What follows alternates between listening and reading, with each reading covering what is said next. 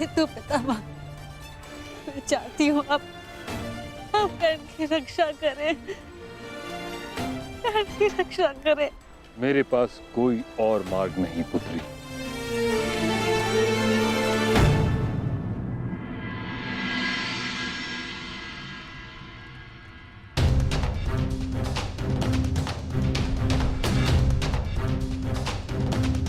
मैंने जो कुछ भी किया उसका मुझे कोई पश्चाताप नहीं, क्योंकि मैं स्वयं के लिए नहीं समाज के लिए जिया हूं।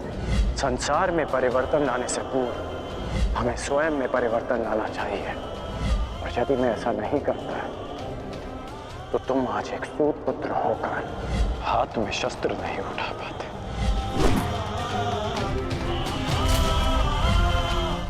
यदि एक पिता की दृष्टि से देखूं तो बहुत दुख पहुंचा था मुझे, परंतु परिवर्तन की कामना रखने वाले एक योद्धा की दृष्टि से देखूं तो मुझे ग्लानि नहीं, गर्व है तुम पर। मुझे विश्वास है कि एक दिन तुम मेरा बलिदान अवश्य समझोगे। मैं उस समय की प्रतीक्षा करूंगा। मुझे सदा लगता था कि परिवर्तन के बहाने आप अपने परिवार से दूर रहना चाहते हैं, परंतु आज समझ में आया पिताश्री कि आपका लक्ष्य कितना महान था।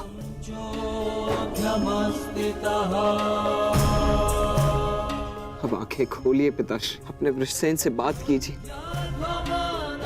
मुझे आप पर, आपकी सोच पर विश्वास है पिताश्री, विश्वास है।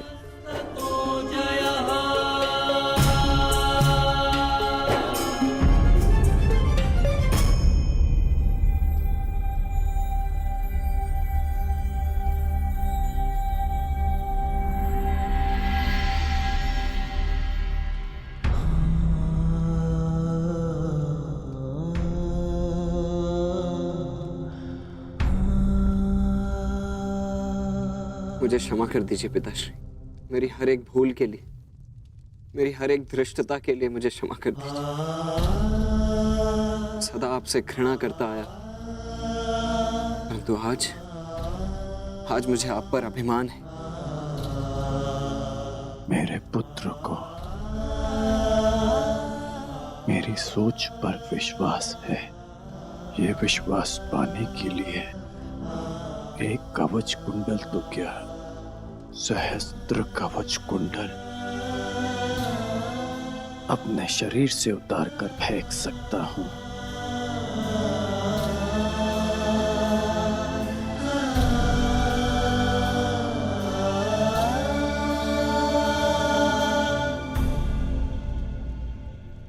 अब स्वस्थ हो पुत्र?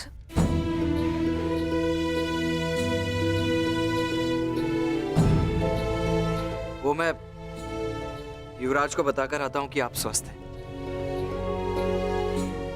प्रणिपात राजमाता। वृषसेन, तुमने मुझसे तो क्षमा मांग ली, परंतु अपने व्यवहार के लिए किसी और से क्षमा मांगना शेष है।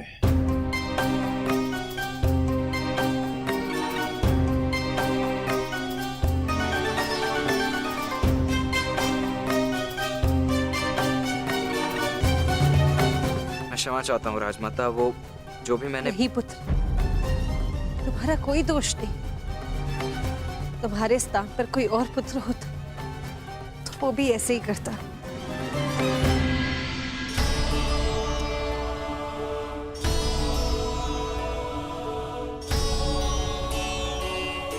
धन्यवाद।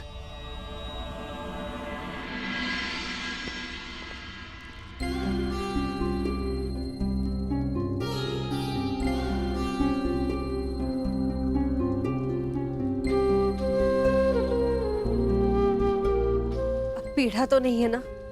पीड़ा तो तब होगी जब एक पुत्र अपनी माता का मान नहीं रख पाएगा। राजमाता, भावनाओं में बहकर ये भूल मत कर बैठिएगा कि कौरवों को आपका सत्य ज्ञात हो जाए और हाँ, मुझे मेरा वचन स्मरण है। युद्ध के पश्चात आपके 5 पुत्र ही जीवित रहेंगे।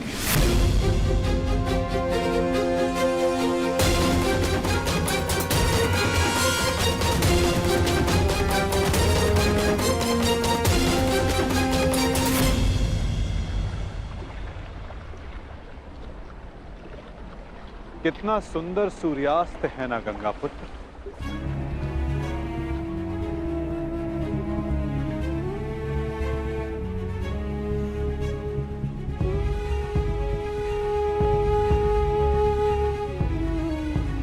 कदाचित ये इस युद्ध के प्रारंभ से पूर्व का अंतिम सूर्यास्त है। इस युद्ध के पश्चात इस सूर्य की स्वर्णिम आभा रक्त से लाल हो जाएगी, है ना?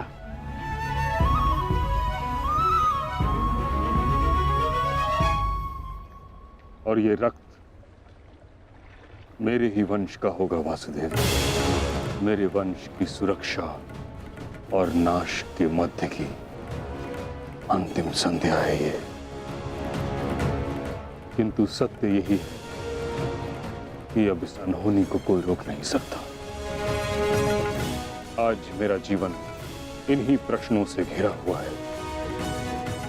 वह प्रश्न जिनके उत्तर मेरे पास नहीं, वह संदेह जिसे मैं कभी स्पष्ट नहीं कर पाऊंगा। परंतु जब बालक के मन में प्रश्न होता है, कोई संदेह होता है, तो वो इन सब प्रश्नों का उत्तर पाने के लिए अपनी मां से पूछता है। कदाचित आपके प्रश्नों का उत्तर आपकी माता के पास हो गंगा पुत्र।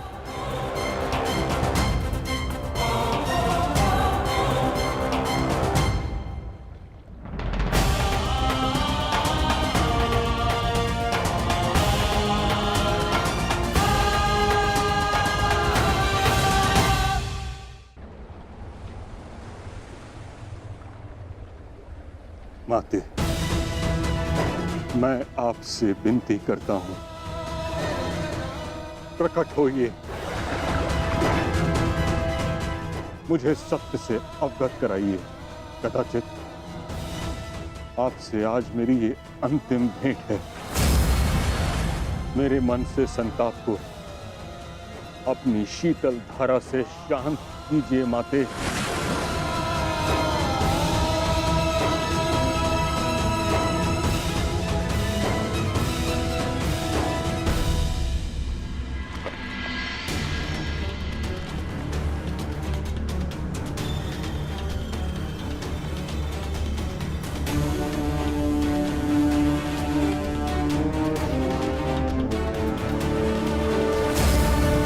मुझे क्षमा कर देना पुत्र। भगवान सूर्य नारायण तुम्हारी रक्षा करें।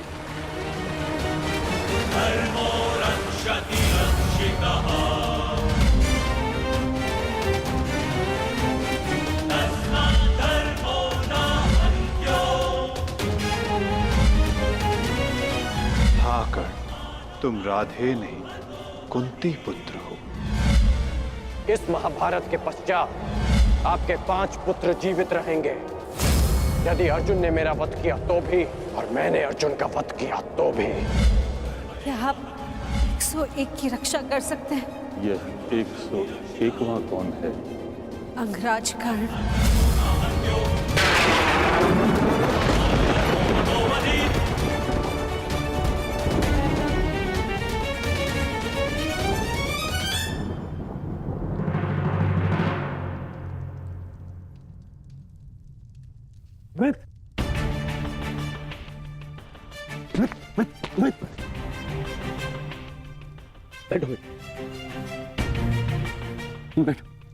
आ गए मित्र।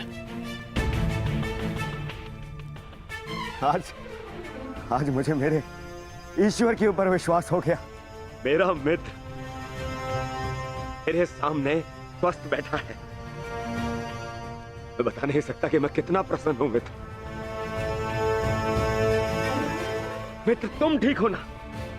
अब मैं यह युद्ध जीतू हारू कोई अंतर नहीं पड़ता मित्र, कोई अंतर नहीं पड़ता।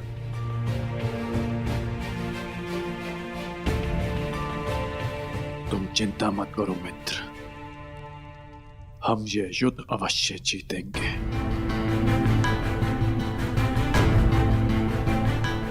और कल तक तुम्हें इस युद्ध के लिए तैयार भी हो जाऊंगा।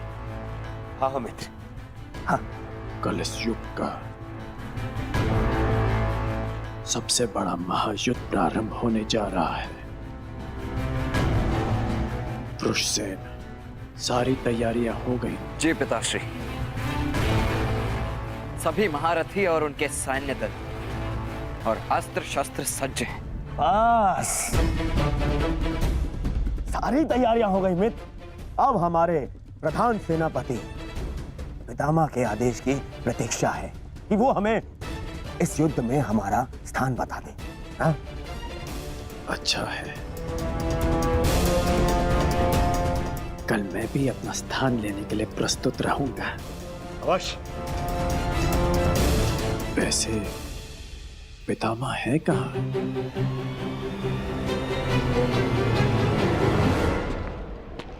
कुंती, प्रणिपाताश्री, आज मैं तुम्हें आशीर्वाद देने नहीं आया हूं, मैं तुमसे कुछ प्रश्न पूछने आया हूं। कैसा प्रश्न ताश्री? वो प्रश्न जिसका उत्तर तुम्हारे अतीत में है, उस अन्याय के विषय में पूछने आया हूं जो तुमने एक अबोध बालक के साथ किया।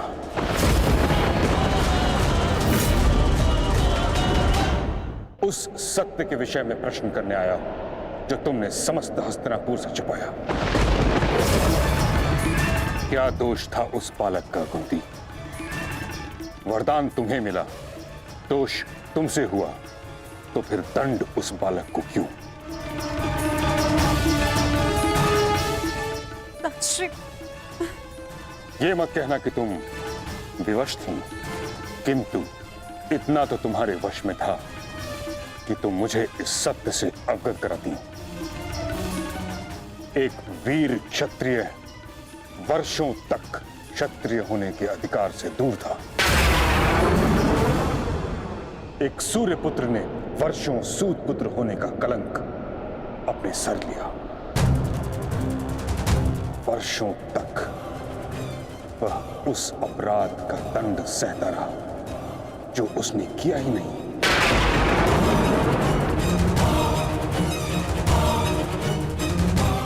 तुमने न स्वयं कर्ण के साथ अन्याय किया है कुंती, बल्कि हर पल हर पग पर उसके विरुद्ध मुझसे भी अन्याय करवाया है।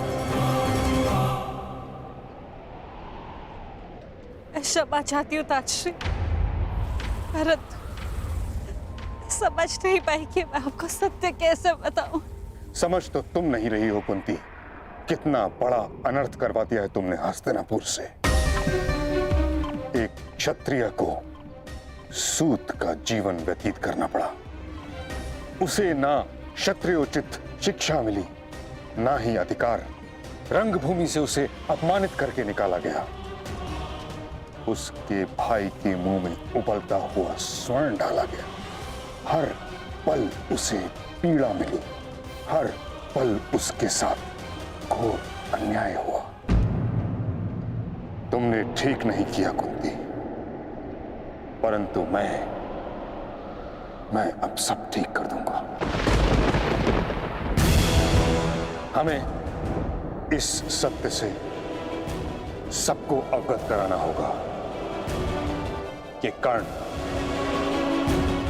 तुम्हारा पुत्र है, अन्यथा अनर्थ हो जाएगा। नहीं ताश्री, आप ऐसा मत कीजिए। इस सत्य का अगर सबको भान हो गया तो अनर्थ हो जाएगा।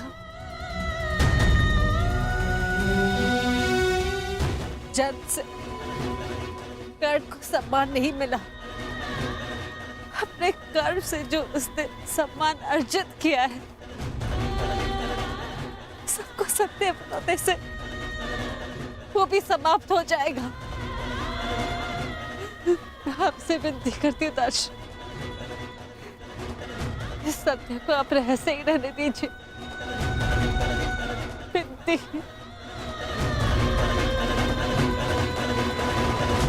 उस रहस्य का लाभ ही क्या जब कर्ण का बलिदान हो जाए। जी, अब ये सब आपको ही रोकना होगा। दो सहोदर एक दूसरे का रक्त ना भाई, ये उत्तरदायित्व आपको ही लेना होगा ताजश्री। आपको और वो के प्रधान के सेनापति रण की रक्षा केवल आप ही कर सकते हैं ताजश्री। मैं अपने 6 पुत्रों को जीवन देखना चाहती हूँ। अब आपको ही कुछ करना होगा ताजश्री। इस विपदा का है आपको ही निकालना होगा।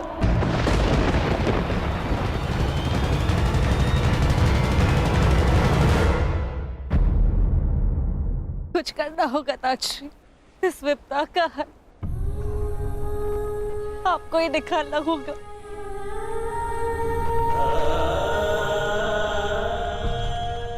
एक माता अपने कर्तव्य में चूक गई है।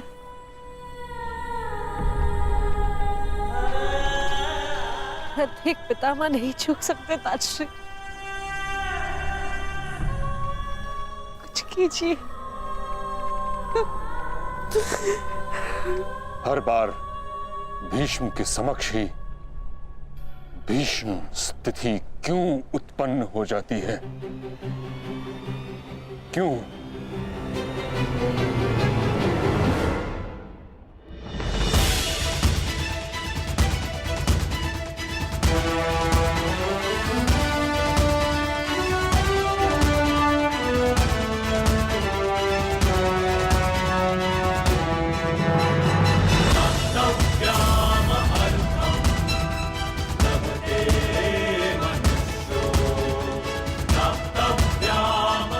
आप सभी को अपने अस्त्र शस्त्र मिल चुके हैं।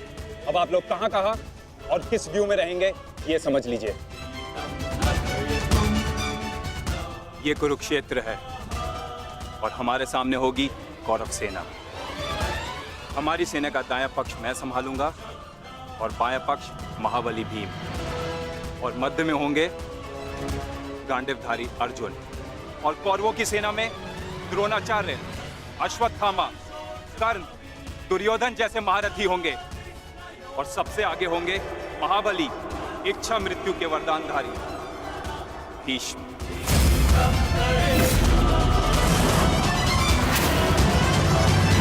इस युद्ध में सभी ने अपना स्थान जान लिया है।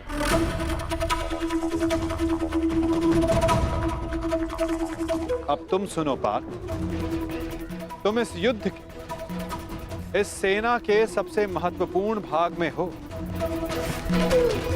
और युद्ध की अलिखित नीति यही है कि प्रारंभ निर्णायक होता है, और एक कुशल और विजय प्रारंभ न केवल सेना का मनोबल बढ़ाता है, अपितु उसे विजय की ओर भी लेकर जाता है।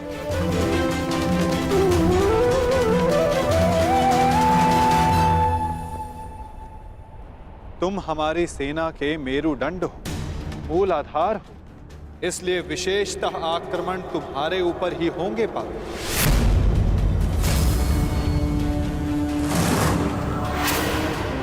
और युद्ध में तुम्हारे समक्ष खड़े होंगे तुम्हारे पितामह परशुराम शिष्य महामहिम भीष्म, जो कौरवों के सबसे बड़े बल है। और कूटनीति यही कहती है कि यदि आधार को गिरा दिया जाए तो इमारत को गिरने में ज्यादा समय नहीं लगता। और महामहिम भीष्म कौरव सेना के आधार हैं।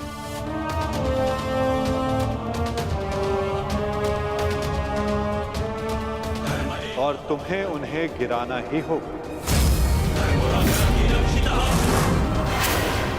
यदि युद्ध के प्रथम दिन ही तुम उन पर हावी हो जाओ तो ये हमारे पक्ष के लिए सर्वोत्तम होगा पार्थ।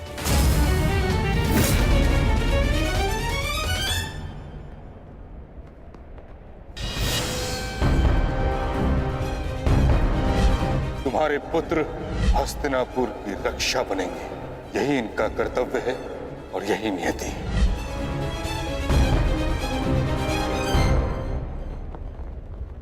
कहां खो गए पार्थ?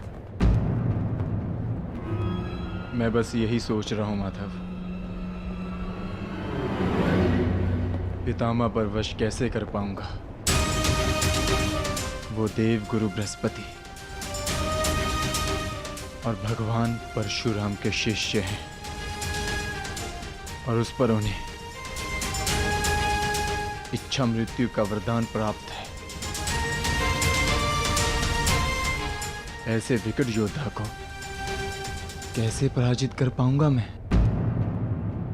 कैसे रोक पाऊंगा मैं उन्हें?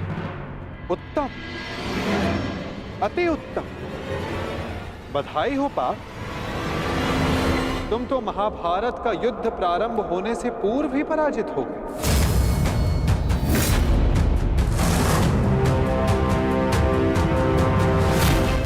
एक शत्रु की शक्ति का अनुमान होना एक योद्धा के लिए उचित होता है, परंतु शत्रु की शक्ति को देखकर उससे स्वयं को हीन समझना पराजय की ओर सबसे पहला पड़ाव होता है पार्थ।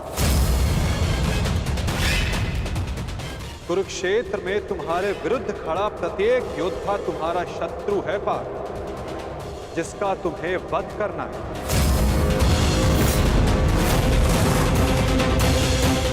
अन्यथा आज तुम भीष्म से भयभीत, कल तुम कर्ण से होगे, परसों तुम ये कहोगे कि मैं आचार्य द्रोण का सामना कैसे करूं। यदि ऐसा ही रहा तो कैसे पूर्ण करोगे अपने साथ हुए अन्याय का प्रतिकार? कैसे लोगे पांचाली के अपमान का प्रतिशोध? अपनी प्रतिज्ञाएं कैसे पूर्ण करोगे पार्थ? बताओ। यदि युद्ध में विजय होना है तो उसका केवल एक ही मार्ग है पार्थ, या तो शत्रु का सर झुका दो या फिर उसका सर संधान कर दो।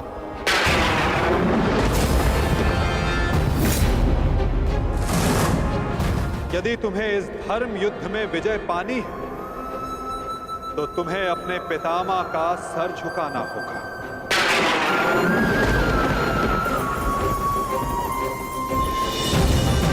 या फिर उनका सर संधान करना होगा पार्थ। और यही तुम्हारा धर्म है पार्थ। केवल गंगा पुत्र भीष्म ही नहीं, तुम्हें हर उस योद्धा का वध करना होगा, हर उस योद्धा को दंड देना होगा जो धर्म स्थापना के मार्ग में आए।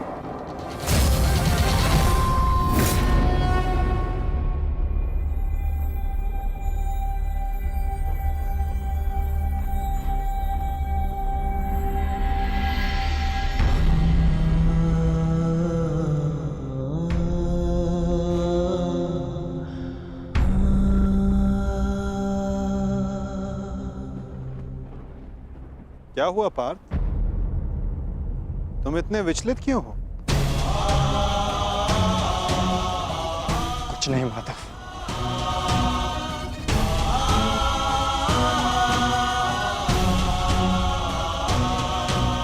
अपने सखा से सत्य छिपाना इतना सरल कार्य नहीं है पार्थ। तो बताओ, ऐसा क्या भाव है जो तुम्हारे मन को अशांत कर रहा है? बोलो पार्थ। नहीं माधव, मैं ठीक हूं।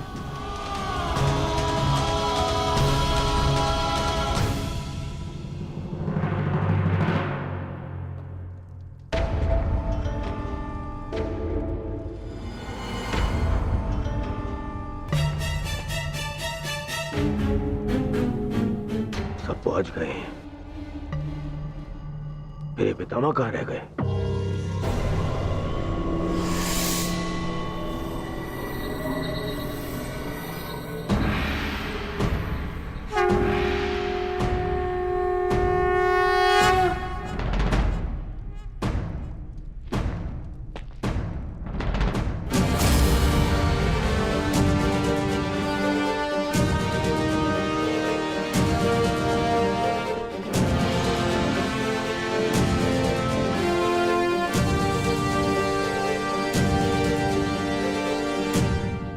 सभा आरंभ की जाए। सभी रथी, महारथी और योद्धा आकर वो अस्त्र ग्रहण करें जिससे उन्हें युद्ध में प्रयोग करना है।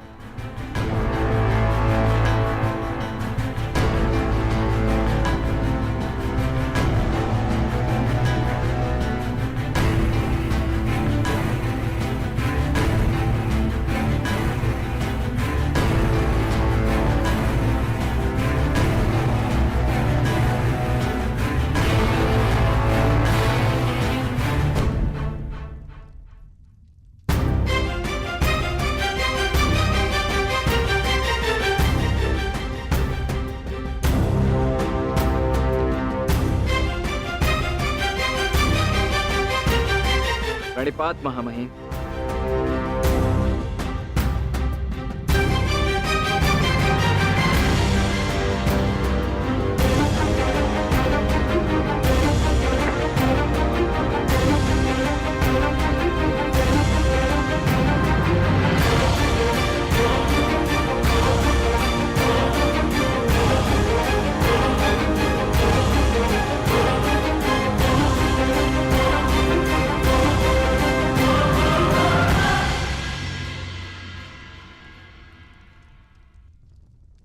यशस्वी भव।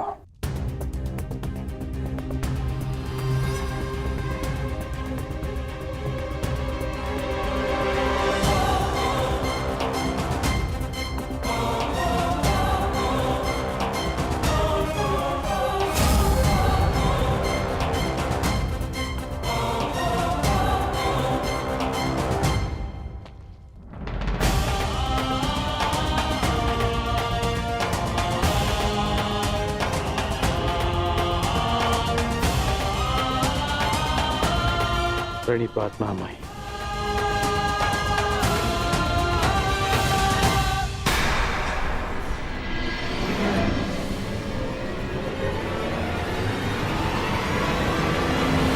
वो सहोदर एक दूसरे का रक्त ना भाई, ये उत्तरदायित्व आपको ही लेना होगा ताजश्री। प्राण की रक्षा केवल आप ही कर सकते हैं।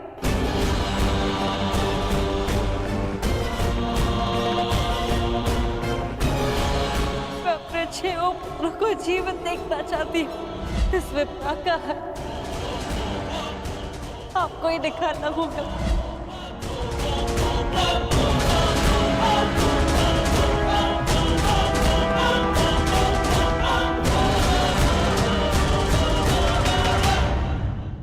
मेरा शस्त्र महामहिम।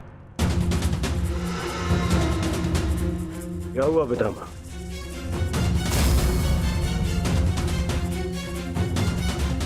इसका क्या अर्थ है?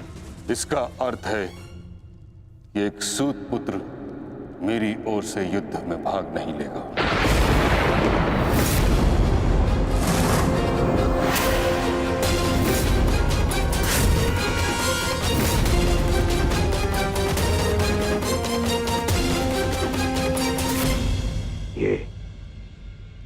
ये क्या कह रहे हैं आप पितामह?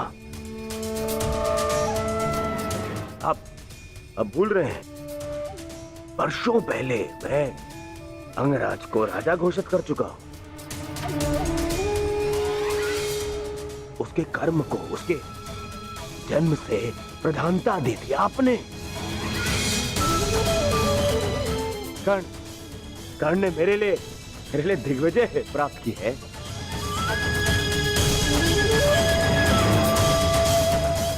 आपने स्वयं विराट युद्ध में उसके साथ मिलकर युद्ध किया। तो फिर आज सूत पुत्र होने का प्रश्न कहां से उत्पन्न हो गया है? बात जन्म की ही तो है दुर्योधन। हाँ, मैंने कर्ण के साथ युद्ध लड़े हैं, परंतु ये युद्ध बाकी युद्धों से भिन्न है। ये एक महान युद्ध है। भले ही कर्ण अंगराज है, परंतु यह बात भी सत्य है कि इसका जन्म एक सूत के घर हुआ है।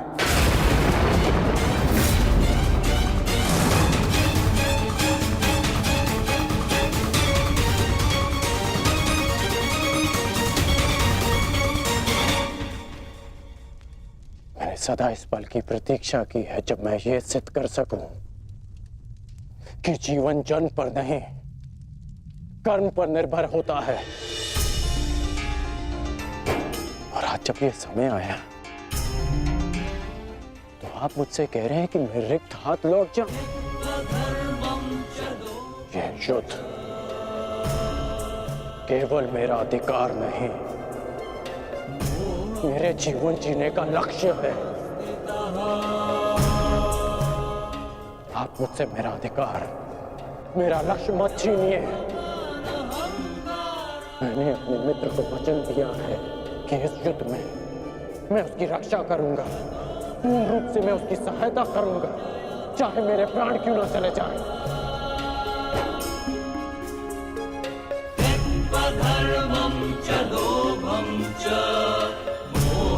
और आप मुझसे कह रहे हैं कि मैं इस युद्ध में सम्मिलित ही नहीं हो सकता।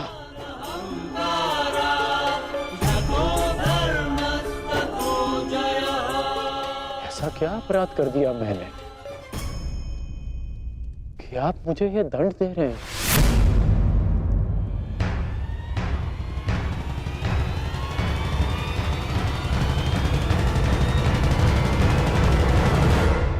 ऐसा क्या अपराध कर दिया मैंने कि आप मुझे यह दंड दे रहे हैं?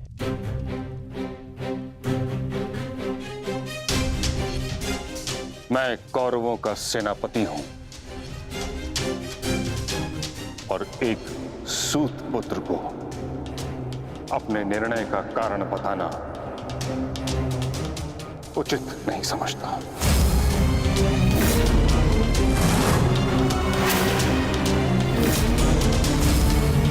और ये मेरा अंतिम निर्णय है कि जब तक मैं युद्ध भूमि में हूं तब तक कर्ण युद्ध भूमि से दूर रहेगा।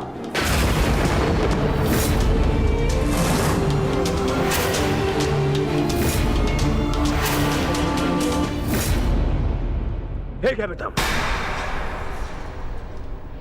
कर्ण को उत्तर देना या ना देना आपका अधिकार है, परंतु एक सेनापति का कर्तव्य भी है और धर्म भी कि वो अपने युवराज के हर एक प्रश्न का उसे उत्तर दे। तुम्हारा पितामह होने के नाते मैं इस प्रश्न का उत्तर देना उचित नहीं समझता।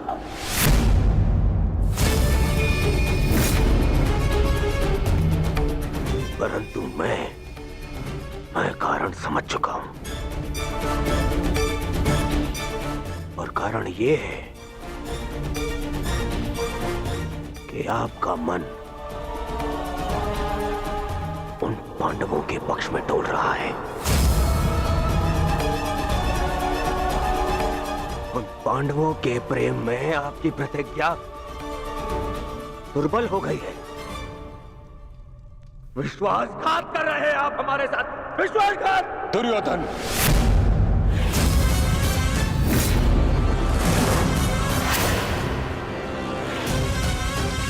नहीं पितामह, मुझ पर क्रोध दिखाने से आपका सत्य बदल नहीं जाएगा, और सत्य यही है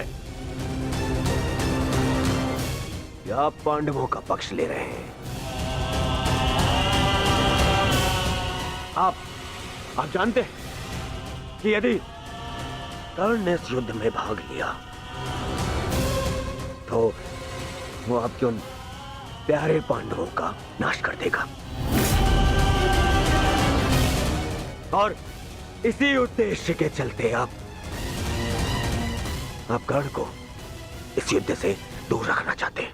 तुम्हें जो समझना है समझो दुर्योधन, परंतु मैं किसी को भी अपना उद्देश्य बताना उचित नहीं समझता।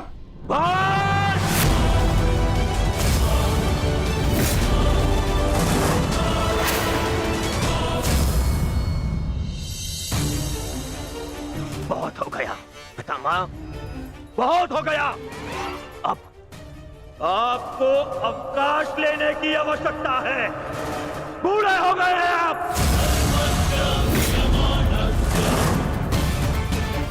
इसीलिए मैं महाराज धृतराष्ट्र का ज्येष्ठ पुत्र दुर्योधन आपको आपके कर्तव्य से मुक्त करता हूं।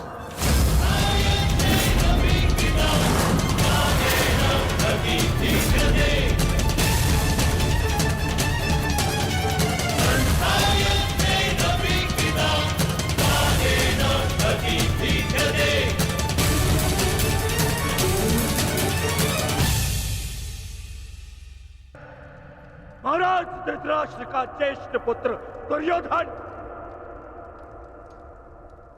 आपको आपके कर्तव्य से मुक्त करता हूं।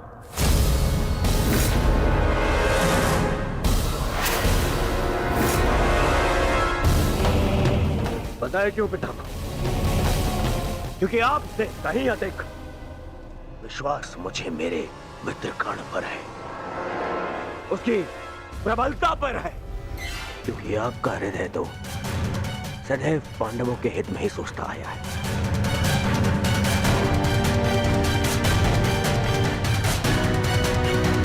और मैं ऐसे सेनापति को अपनी समस्त सेना का उत्तरदायित्व नहीं दे सकता जो शत्रु है तुम्हें सोचता हो।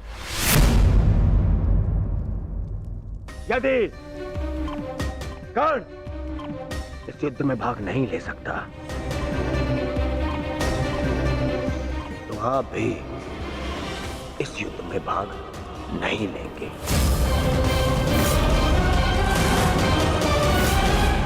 यदि तुम्हारा यह निर्णय है दुर्योधन, तो यही सही। मैं स्वयं को इस युद्ध से विरक्त घोषित करता हूं।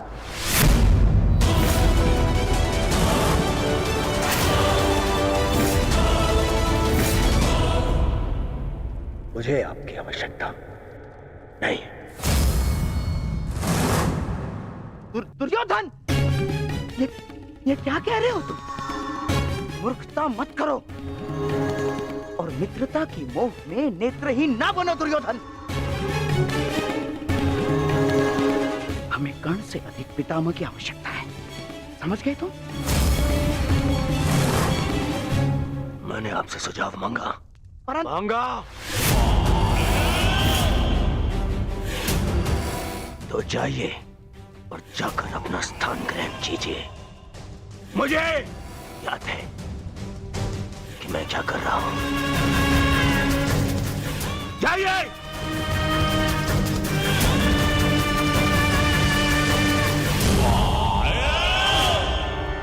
नहीं महाभाई, युवराज ने जो कहा क्रोध में आकर कहा। मैं इस विषय में उनसे बात करूंगा, सब ठीक हो जाएगा महाभाई। नहीं कौंतेय कर्ण, अब कुछ भी ठीक नहीं हो सकता। मेरी बात सुनिए महामहिम। मुझे एक सूत पुत्र की बात नहीं सुननी।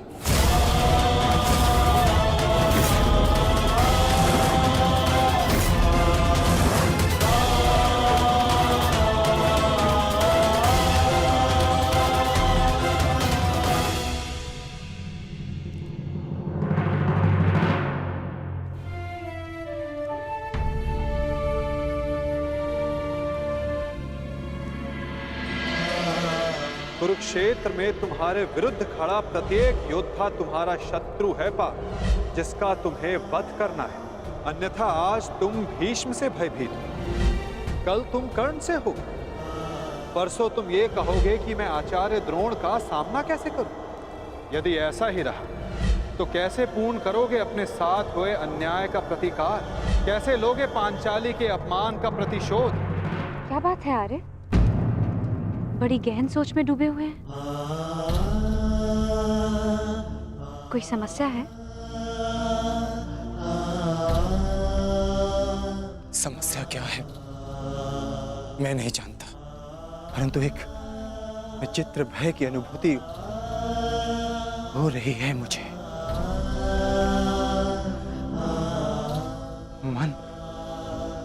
मन बड़ी दुविधा में है। कैसा भय और कैसी अनुभूति?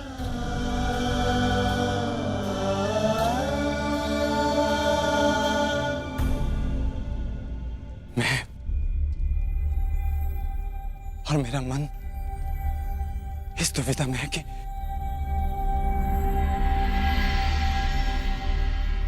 क्या यह युद्ध उचित है? क्या अपनों का वध करना आवश्यक है? मन में संशय है, कहीं हम कोई अनर्थ तो नहीं करने जा रहे? अनर्थ तो उन्होंने किया था आर्य। भूल गए लक्षाग्रह, भूल गए वो द्यूत सभा, भूल गए मेरा चीरहरण करने का प्रयास। वो वनवास, अज्ञातवास स्मरण नहीं आपको?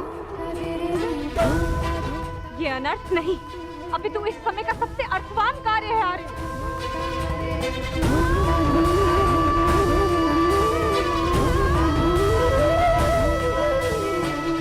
ये धर्म युद्ध है, उनके विरुद्ध जिन्होंने अधर्म किया और उनके विरुद्ध जो मौन रहकर इस अधर्म के साक्षी बने। ये एक प्रयास है आर्य, आने वाली पीढ़ियों के समक्ष एक उदाहरण प्रस्तुत करने का कि जो अधर्म करता है और जो चुप रहकर उसे होते हुए देखता है, वो दोनों ही नाश के भागी हैं।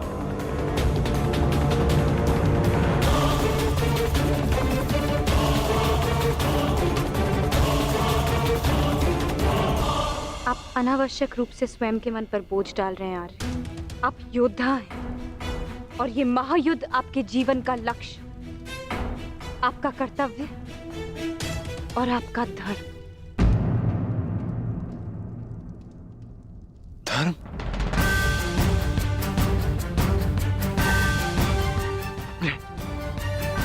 अपने पितामह पर शस्त्र उठाना कैसा धर्म है? गुरु का वध करना कैसा कर्तव्य? विराट युद्ध में जब यही लोग आपके विरुद्ध धनुष बाण ताने खड़े थे, तो क्या ये उनका कर्तव्य था? प्रतिज्ञा से बंधे होने का बहाना बनाकर अपनी कुलवधू की लाज लुटते हुए देखना, क्या ये उनका धर्म था? और ये मत भूलिए आर्य, आचार्य द्रोण ने अपना प्रतिशोध पूरा करने के लिए पिताश्री के विरुद्ध आप सबको युद्ध में झोंक दिया था। अब तो अधर्म का प्रतिकार ले रहे हैं।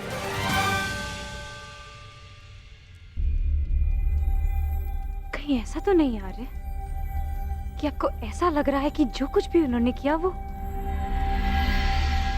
धर्म था, उचित था? नहीं पांचाली, नहीं।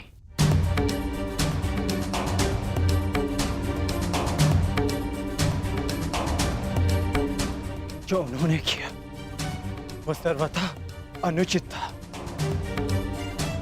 परंतु मन में दुविधा यह है कि जो हम करने जा रहे हैं वो उचित है। यदि हम भी उनकी ही भाषा में उन्हें उत्तर देंगे तो फिर हम में और उनमें क्या अंतर रह जाएगा?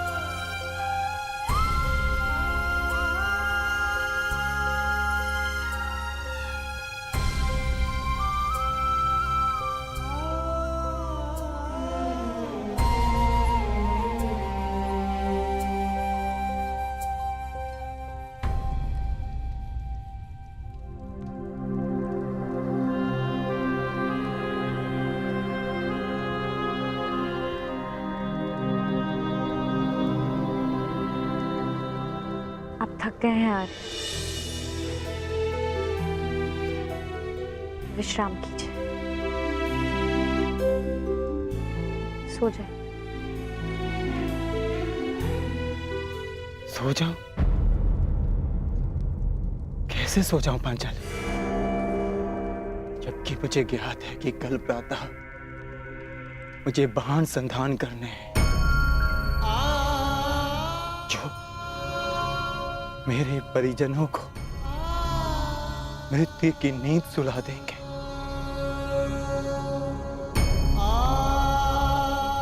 तो कैसे सो जाऊं मैं? कैसे?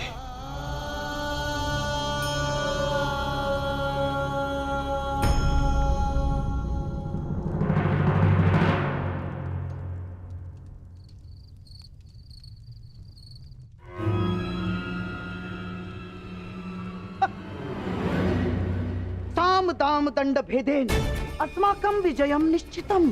साम दाम दंड भेदेन अस्माकं विजयम निश्चितम। कहाँ है? कैसे होगा? अपनी मित्रता के भावावेश में बहकर तुम बहुत बड़ी भूल कर रहे हो दुर्योधन, बहुत बड़ी भूल। वो अंगराज अब वो कर नहीं रहा जिसे अस्त्र बनाकर तुम पांडवों पर प्रयोग करना चाहते थे ना, जिसकी सारी शक्ति उसके कवच और कुंडल में थी, जो अब नहीं है, जिसके जाते ही कर्ण केवल और केवल मात्र एक साधारण योद्धा और एक साधारण धनुर्धारी रह गया है दुर्योधन। और ऐसे व्यक्ति को तुम प्रधान सेनापति बनाना चाहते हो? है? कौरवों की वास्तविक शक्ति इच्छा मृत्यु के वरदानधारी महामहिम भीष्म है, ना कि वो कवचहीन सूत पुत्र कर्ण। मैं जानता हूं कि तुम्हें बहुत बुरा लगता है, बहुत बुरा लगता है, जानता हूं मैं। परंतु एक बार अपने मन से पूछो एक बार, उत्तर यही मिलेगा कि वो सुपुत्र कर्ण कुंती और उसके पुत्रों के लिए कोमल भाव रखता है, कोमल भाव। स्मरण करो कि किस प्रकार उसने हमारी हर चाल में बाधा डालने का प्रयास किया है दुर्योधन। चाहे वो द्युत सभा हो या विराट युद्ध, हाँ, या फिर तुम्हारे जीजा श्री जयद्रथ का अपमान है। कर्ण सदैव उन पांडवों के पक्ष में रहा है, द्रोही है वो। अपने मन को टटोलो दुर्योधन, उत्तर मिल जाएगा तुम्हें। विश्वासघाती है तुम्हारा मित्र कर्ण, विश्वासघाती।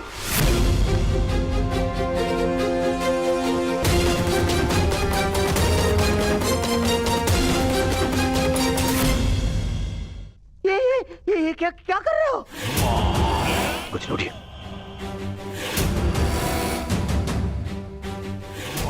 मैंने अपने मन को टटोल कर देखा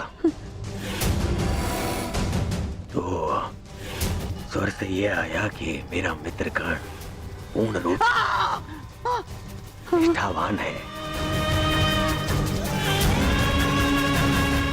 एक और स्वर मन से निकला कि यदि मेरे मित्र कर्ण के ऊपर कोई भी उंगली उठाए तो उसे तोड़ देना।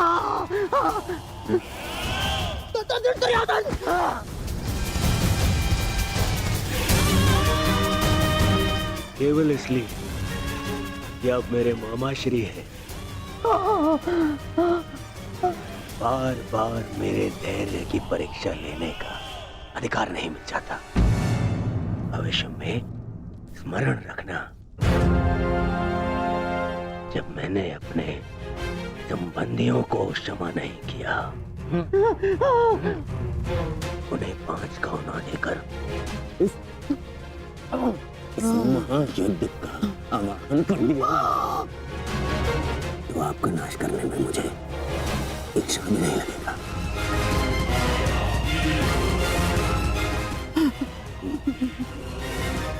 इसलिए स्मरण रखना, ना तो फिर कभी मेरे धैर्य की परीक्षा लेना और ना ही मेरे मित्र कर्ण के ऊपर आरोप लगाना।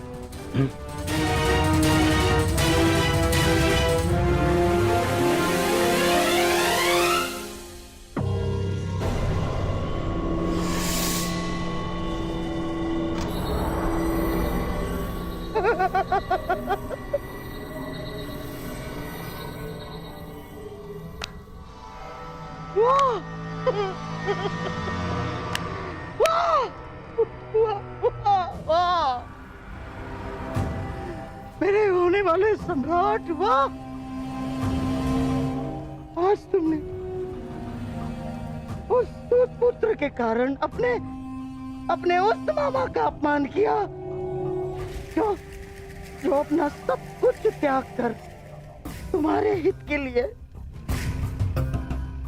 केवल तुम्हारे हित के लिए अपनी बहन के घर श्वान बनकर बैठा है।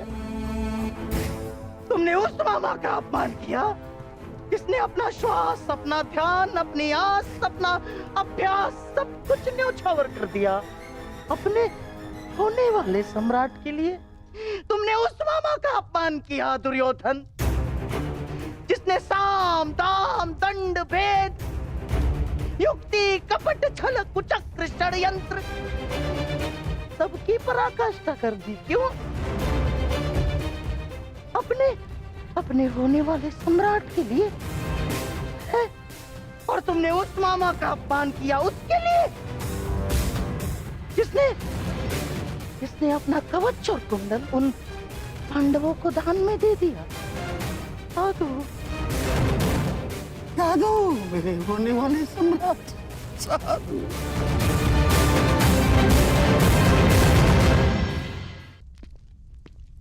नहीं पिताश्री, मुझे महामहिम का निर्णय स्वीकार नहीं है। मुझे तो युवराज दुर्योधन का संदेह उचित प्रतीत होता है। हाँ, अवश्य महामहिम उन पांडवों की सुरक्षा चाहते हैं और वो जानते हैं कि जब तक आप युद्ध में उपस्थित रहेंगे तब तक पांडव सुरक्षित नहीं है।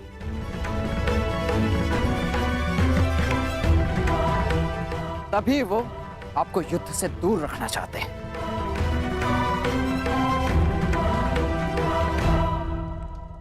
जानता हूं मैं ये बात।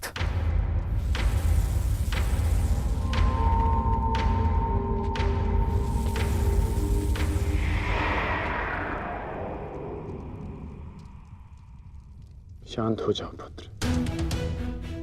कैसे शांत हो जाऊं पिताश्री? इस समय कौरवों को सबसे अधिक आवश्यकता आपकी है, ना कि महामहिम की। ये एक योद्धा नहीं, एक पुत्र बोल रहा है। युद्ध में योद्धा के बल से अधिक अनुभव का बल काम आता है। गंगा पुत्र भीष्म को ऐसे ही महामहिम नहीं कहा जाता। स्वयं गुरु परशुराम भी उन्हें परास्त नहीं कर पाए थे। आओ मेरे साथ।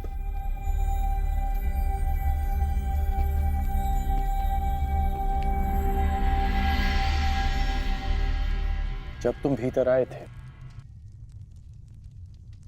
तो बाहर कौन था?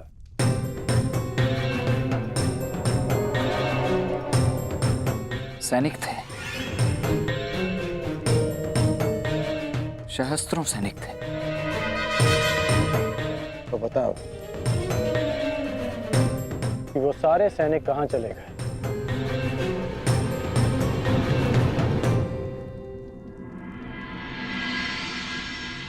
हस्तिनापुर में चारों ओर ये सूचना फैल रही है कि महामहिम कौरव सेना का नेतृत्व नहीं करेंगे।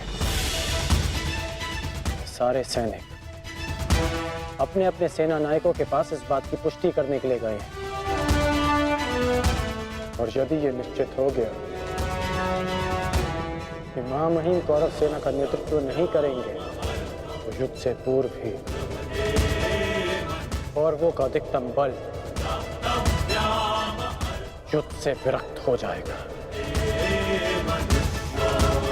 ये सारे सैनिक अपने प्राण हथेली पर लेकर इसलिए लड़ते हैं क्योंकि इन्हें विश्वास है कि उनका सेनापति उनके प्राण व्यर्थ नहीं जाने देगा, कि उनके जीवन के बदले में